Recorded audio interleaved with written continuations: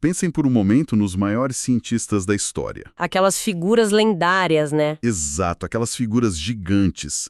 E a imagem que geralmente vem à mente da gente é de uma, tipo, precisão cirúrgica. Com certeza. Como se a descoberta científica fosse puramente engenharia. Isso, uma matemática fria executada ali naqueles laboratórios totalmente estéreis, sabe? Uhum. Mas se a gente for ler as biografias dessas pessoas, tem sempre um elemento que foge da lógica pura. Tem uma intuição. O famoso faro. O faro, exatamente. É tipo a capacidade de olhar para um mar de possibilidades infinitas, dados confusos, becos sem saída, e simplesmente sentir que a resposta não está ali. E sim que a resposta está indo por um outro caminho, né? Exato. Hoje a missão do nosso mergulho é justamente descobrir se uma inteligência artificial consegue aprender exatamente esse mesmo faro. E a gente está analisando um material incrível para isso. Nossa, muito. Estamos mergulhando de cabeça numa pesquisa absolutamente inovadora da equipe OpenMOS. O artigo chama AI Can Learn Scientific Taste. Ou seja, a IA pode aprender o bom gosto científico. E, bom, temos em mãos aqui os trechos detalhados desse artigo, gráficos, estudos de caso. Para entender como a máquina está deixando de ser só uma ferramenta de busca, né? Isso, para se tornar uma verdadeira juíza do que é ciência de alto impacto. Então, certo, vamos desempacotar isso. O que exatamente é esse bom gosto e por que as máquinas não o tinham até agora? Então, para entender o salto monumental que esse estudo propõe, a gente precisa primeiro diagnosticar, digamos assim, o gargalo atual da inteligência artificial. Onde ela trava. Exatamente. O material base deixa muito claro que os modelos de hoje, sabe, mesmo aqueles gigantes da tecnologia... Os mais famosos, sim. Isso, eles são excelentes em tarefas operacionais. Coisas de força bruta. Exato. Uma IA consegue, varrer a literatura médica inteira de uma década inteira em questão de segundos. É bizarro. Ou consegue rodar milhares de simulações de dobramento de proteínas durante a noite. Mas...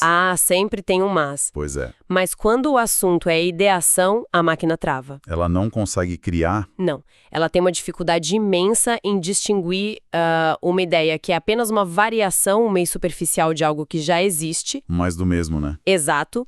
Distinguir isso de uma direção de pesquisa que tem o potencial de criar um novo paradigma.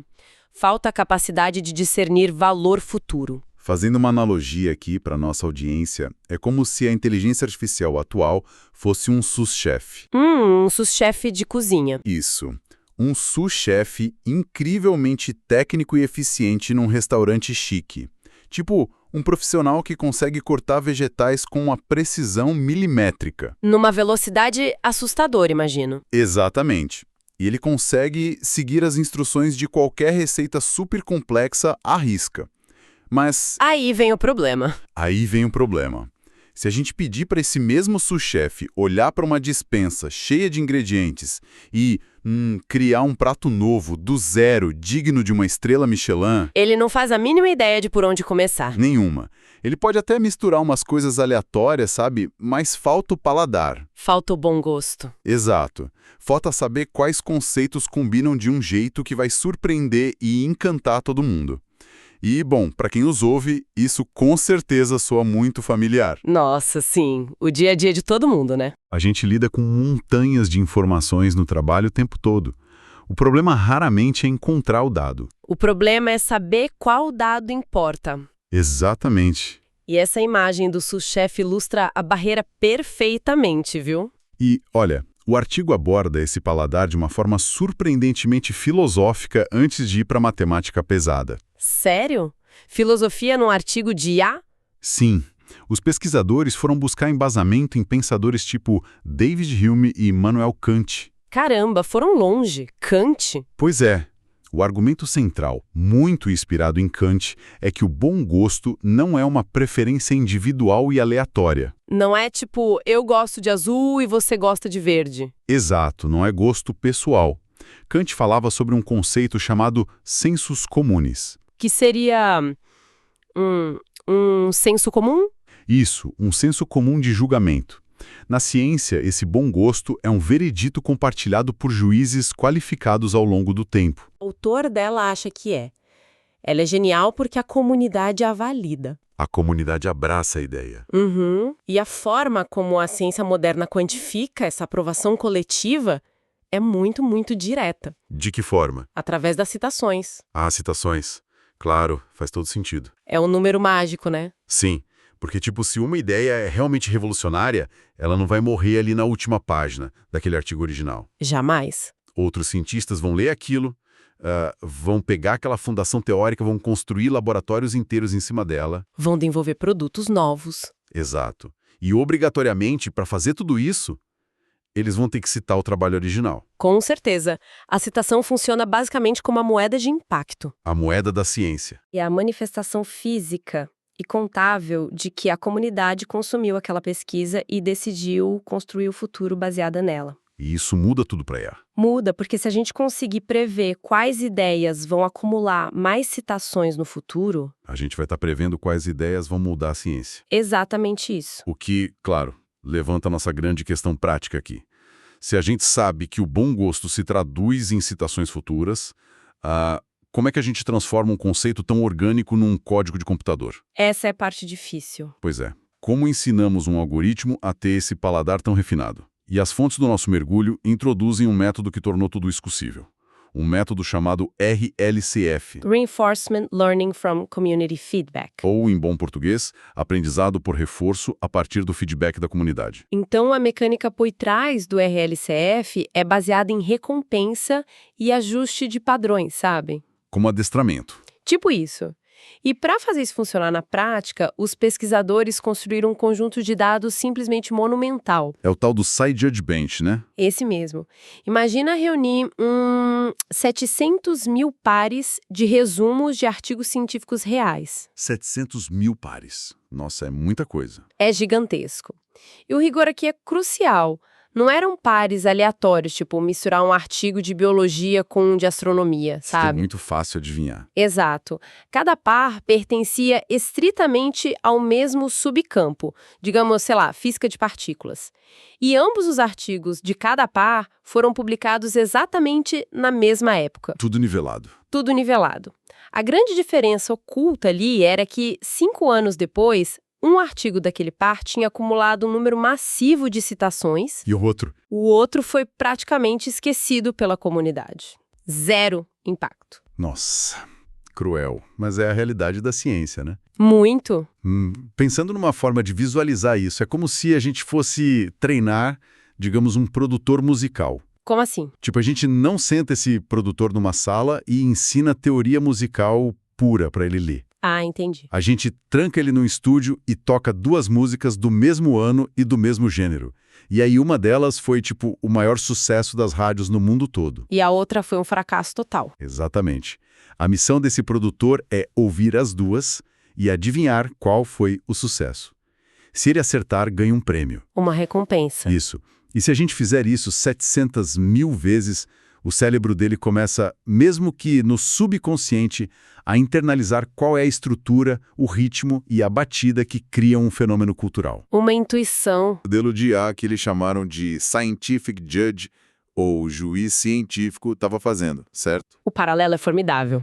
É perfeito para explicar como os pesos matemáticos da inteligência artificial são alterados. Quando o juiz científico lê aqueles 2 resumos e tenta prever o vencedor, ele analisa coisas como a estrutura lógica, a ousadia da proposta, a clareza do problema. E se ele acerta, qual artigo teve mais citações? O sistema de aprendizado por reforço fortalece as conexões neurais que levaram àquela conclusão específica. Ele ganha os pontos dele lá. Isso. Matematicamente, o modelo é otimizado. E após centenas de milhares de iterações dessas, ele deixa de apenas, ler palavras. E passa a fazer o quê? Passa a mapear os padrões de pensamento que a comunidade científica global realmente valoriza. Tá. A gente não está apenas criando um algoritmo de rede social disfarçado de ciência, não? Como assim? Tipo uma máquina que simplesmente aprende a identificar o que é clickbait acadêmico, Ah, tá. Entendi o ponto. sabe? Como podemos ter certeza de que esse modelo está realmente aprendendo a reconhecer a qualidade estrutural de uma pesquisa, e não apenas decorando títulos chamativos? Ou palavras-chave da moda, né? Exato.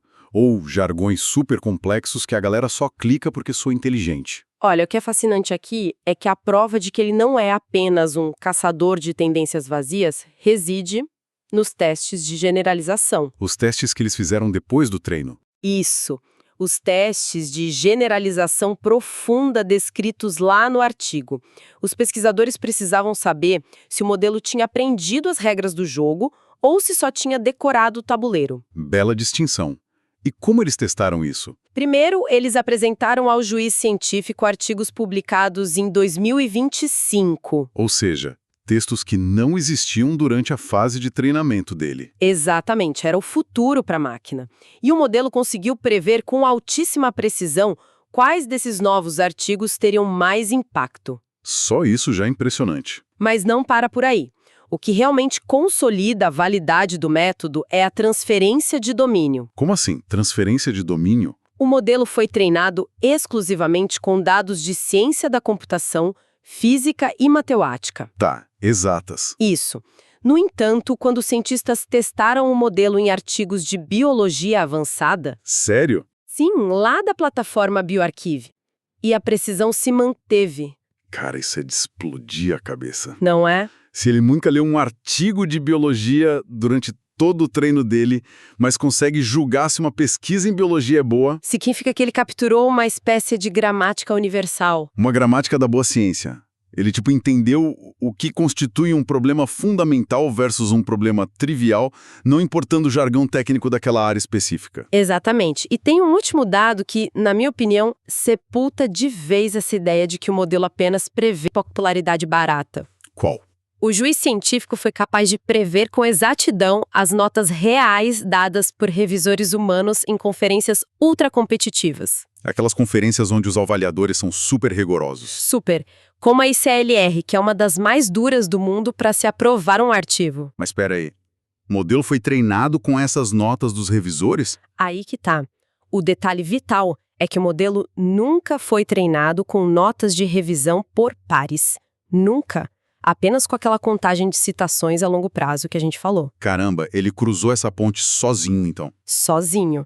Ao extrair os princípios de pesquisas altamente citadas, ele convergiu naturalmente para o mesmo rigor técnico exigido pelos maiores especialistas humanos do mundo. É impressionante. E ele fez isso superando de longe modelos proprietários gigantes. O SciDiode 30B bateu o Gemini 3 Pro, o GPT 5.2 e o GLM5 especificamente nessa tarefa de avaliação. Bom, a teoria é sólida, né? E os números são inegáveis. Sem dúvida. Mas para quem nos ouve, conseguir materializar bem esse conceito, a gente precisa ver o juiz trabalhando em casos do mundo real. Colocar ele no banco dos réus, ou melhor, na cadeira do juiz. Isso. Onde essa máquina brilha e onde ela escorrega. O material fonte do nosso mergulho traz uns estudos de caso fascinantes. Vamos olhar primeiro para um acerto cirúrgico da IA. Vamos lá. A IA teve que escolher entre 2 artigos reais e bem recentes ali da área de ciência da computação. O primeiro era um estudo sobre o Kimi-5. Que basicamente tratava do uso de aprendizado por reforço para escalar grandes modelos de linguagem de forma ampla. Exato, uma coisa bem sistêmica.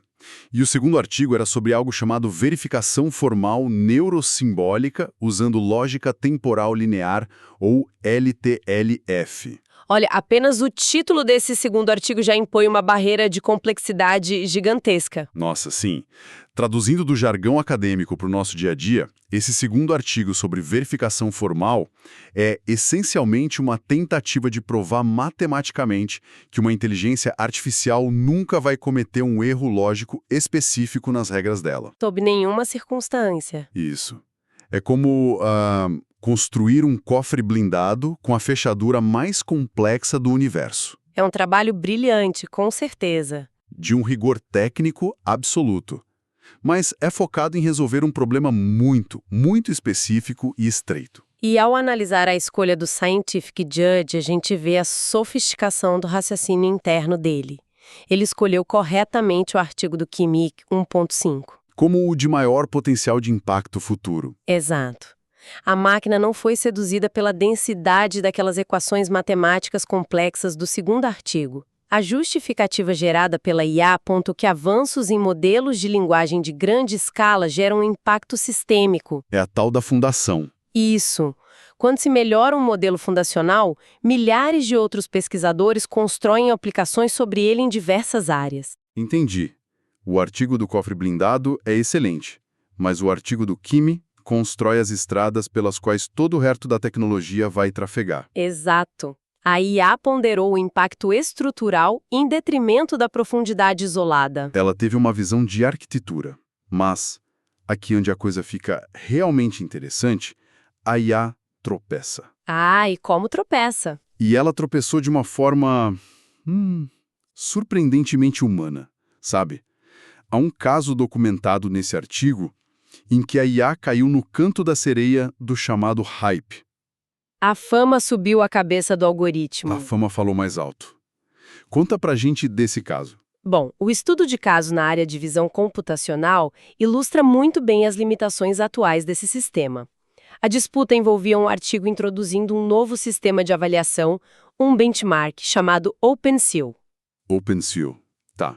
E o que ele faz? Explicando de forma simples, o OpenSeal aborda a detecção de anomalias em aprendizado contínuo. Que seria? Que é o desafio de ensinar uma IA a reconhecer coisas estranhas e novas sem esquecer o que ela já tinha aprendido antes. Ah, uma pesquisa super fundamental para a segurança e evolução dos sistemas. Vital.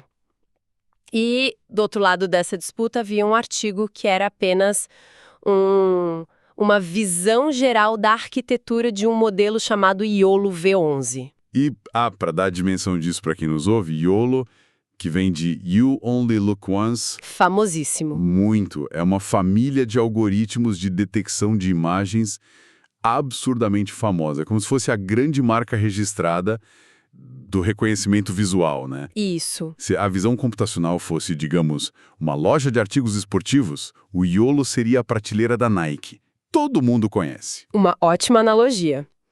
E o modelo errou redondamente aí. Ele previu o YOLO. Sim, ele previu que a visão geral do YOLO V11 seria a pesquisa de maior impacto. E por que ele errou? Eles conseguiram ver a justificativa da máquina. Conseguiram. Ao acessar aquele raciocínio interno da IA, os pesquisadores notaram que ela argumentou que a mera presença da marca histórica, YOLO, garantiria uma atenção esmagadora da comunidade. Ignorando o mérito real da outra pesquisa. Exato. Eclipsando a verdadeira novidade trazida pelo benchmark OpenSeal. A máquina foi totalmente enganada pela inércia do sucesso passado. Nossa, isso levanta, ou melhor, isso mostra que heurísticas de reconhecimento de marca podem distorcer o julgamento lógico da máquina, né? Isso levanta uma questão importante sobre como essas heurísticas de popularidade podem enganar a predição de impacto a longo prazo. Fazendo com que uma novidade meio incremental de uma franquia famosa vença uma inovação estrutural real de um autor desconhecido. É o perigo do hype automatizado. Isso mostra perfeitamente porque a gente não pode simplesmente entregar as chaves dos laboratórios para IA e ir para casa, né? De jeito nenhum. A supervisão humana é necessária porque esse faro da máquina ainda pode ser ofuscado pelo brilho do momento. Faz todo sentido. Mas a transição natural a partir dessa capacidade de avaliação nos leva agora à segunda grande fase da pesquisa. A parte da criação. Isso. Porque na vida real, pensa comigo, um crítico de arte que entende tudo sobre a paleta de cores do Van Gogh e as pinceladas do Monet... Ele não é necessariamente capaz de pintar um quadro que vá para o Louvre. Exatamente. Avaliar é passivo, criar é ativo. São habilidades diferentes. Muito. E os pesquisadores queriam saber... Se a máquina agora sabe julgar com precisão, ela consegue usar esse juiz interno como uma bússola para criar projetos científicos totalmente inéditos. E foi assim que nasceu o Scientific Thinker, ou o pensador científico. O nome já diz tudo. E para quem nos ouve, a forma como eles treinaram esse modelo criador é como um jogo estratégico mental muito louco. Como funcionava? A equipe fornecia um artigo semente para o pensador científico. A tarefa da IA era tipo ler esse conhecimento prévio e propor do zero uma nova direção de pesquisa. E qual era o pulo do gato aí? O pulo do gato é o diálogo interno das máquinas.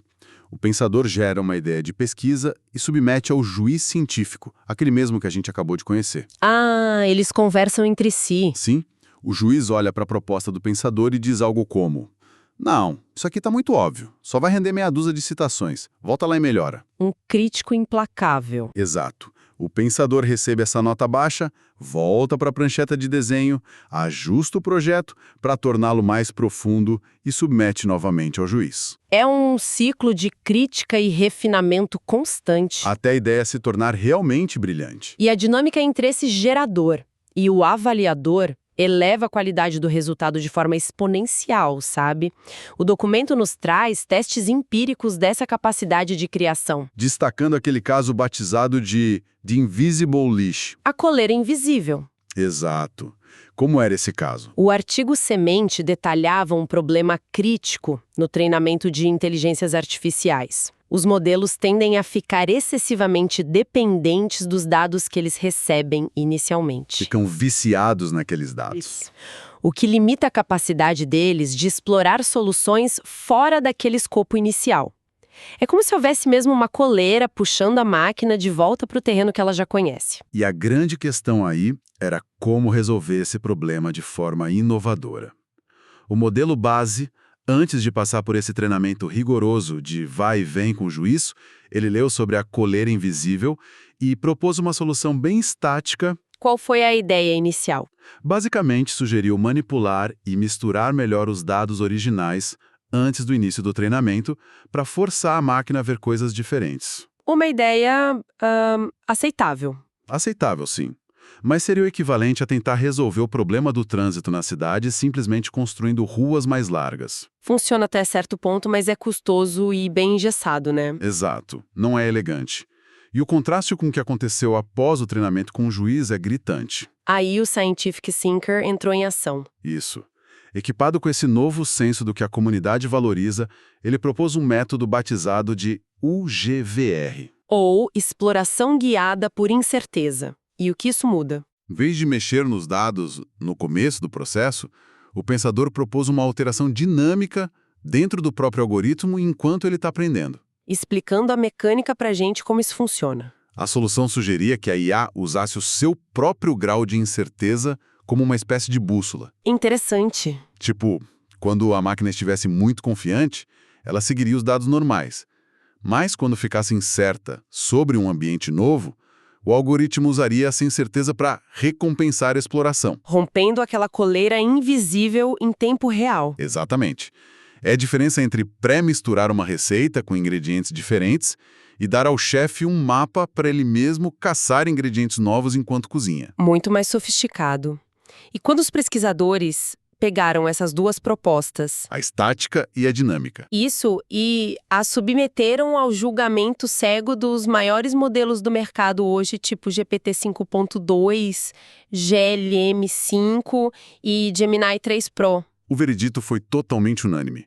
Todos concordaram que a proposta dinâmica do Scientific Thinker abordava o problema de uma maneira muito mais fundamental. Uma solução matemática que escala infinitamente é sempre mais valorizada do que uma manipulação braçal de dados. A IA conseguiu, de fato, arquitetar o caminho mais elegante. A capacidade de priorizar essa elegância e a escalabilidade arquitetural mostra que a máquina incorporou, de verdade, um nível de sofisticação criativa absurdo. O pensador não apenas resolveu um problema técnico qualquer. Ele propôs uma solução que serviria como ferramenta para dezenas de outros pesquisadores em cenários completamente diferentes. Ele aplicou bom gosto. Na prática. Exatamente, o paladar estava lá. Então, o que tudo isso significa? Para nós humanos. Sim, para quem está ouvindo a gente agora, possivelmente aí no trânsito ou organizando a rotina, tentando se manter atualizado na sua própria área de atuação. Porque isso muda o jogo. Porque o paradigma da informação mudou novamente. Mudou.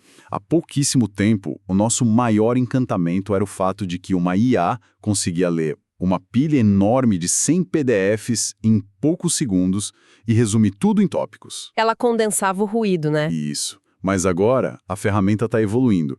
De uma simples calculadora de resumos, para um parceiro estratégico e visionário. Uma inteligência que não apenas mapeia o território, mas sugere qual é a melhor rota a seguir. Exato. Quando a máquina aprende a discernir o que tem peso estrutural real daquilo que é apenas uma distração passageira, um hype, ela se torna capaz de guiar a alocação de recursos. Dinheiro, tempo, laboratórios. Tudo.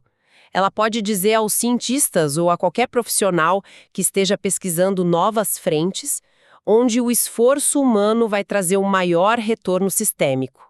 Isso nos conduz a uma reflexão final que aprofunda bastante as consequências dessas fontes que a gente analisou hoje. Qual reflexão? Bom, durante séculos, a evolução do conhecimento dependeu dessa intuição quase poética dos gênios da humanidade, sabe? Aquela faísca demorada do cérebro humano. Isso, o insight no banho, a maçã caindo na cabeça. Mas se a gente já é capaz de quantificar o histórico de sucesso coletivo em citações, e ensinar essas máquinas a gerar e julgar as próprias hipóteses criativas delas em questão de minutos. Onde é que a gente fica nessa história? Pois é. E se essas máquinas conseguirem analisar tendências globais sem a lentidão inerente à nossa cognição biológica, a dinâmica muda completamente. Será que, num futuro muito próximo, o processamento de ideias do ser humano é que passará a ser o grande gargalo no ritmo das descobertas? Essa é a grande pergunta. A nossa intuição demorada pode acabar se tornando o componente mais lento de todo o laboratório moderno. Uma inversão total de papéis. Fica essa provocação para continuarmos pensando.